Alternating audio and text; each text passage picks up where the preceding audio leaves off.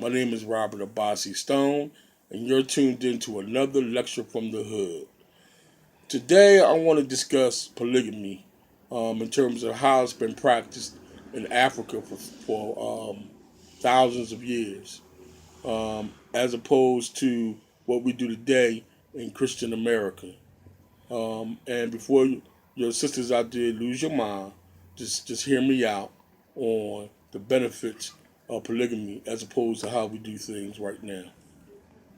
The whole purpose of polygamy in Africa and even today is to make sure that we maximize our economics, that people come together and have unity in the home.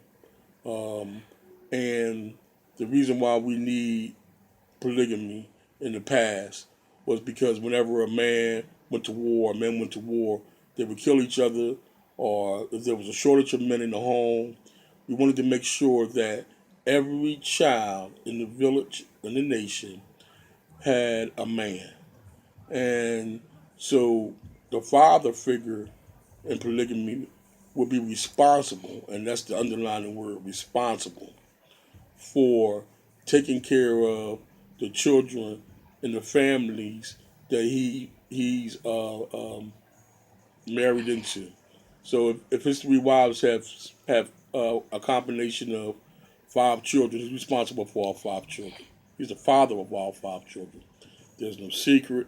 Everybody knows this, and the household will be run by him. Um, the women will work together to make the household work, or make the households work. Um, and in return, the man will have to also be responsible for the psychological and financial um, well-being of the family and the children. So this helped out the community because there's less children without a father. There's less children who are living in poverty now in terms of their standard of poverty, and the families were better off. Now let's look at today. You can have the guy in the church, a deacon, and he's cute and all the women love him. He can have the same three or four women that the brother in Africa has, right? The same women. But he don't have no responsibility to any of them. This church man don't have no responsibility to the children in each of the households or the women that he mess with. He don't have to help pay any bills. He has no legal ties to any of these women. He can come and go as he wants, as long as he doesn't get caught. So, in American Christian society and other religious groups, as long as you don't get caught, you cool. You know what I mean? So you can have sex, you can fornicate, you can do anything you want, as long as it doesn't come out and it be publicly known that you're having sex with these women. So these women can struggle, and it's okay because they believe they're the only one. And it's childish in a way because these women let their children suffer because they don't want anyone to know that they're having a relationship with the deacon, and so they can keep this fantasy that they're the only one. Now the brother in Africa, the relationships are public. He has to show respect to those women in public and in private.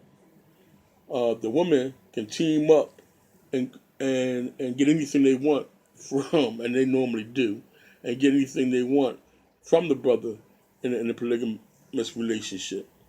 Um, the immaturity part is that in American Christian society, we always focus on one thing, and that's the sex. And that's where we're so immature. We're so immature that we don't even look at the benefits of polygamous relationship. We don't look at the benefits to the children, to the household, to the finances in the household. All we care about is the sex.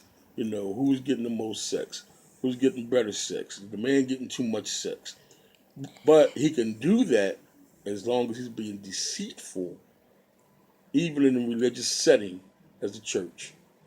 So I did this video so that we can think about having uh, a more mature relationships, so we can think about uh, living outside the American box in terms of how we run our relationships.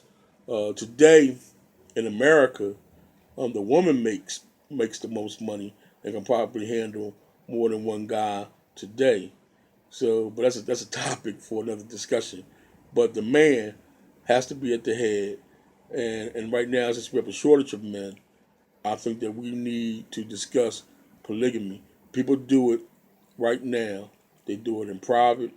They do it under the table. But we need these brothers not just to have a whole lot of women, but to help raise these children and to help these mothers be better mothers to their children and to have better households so that we can have a better and stronger community. My name is Robert Abassi. Peace, love, and I'm out.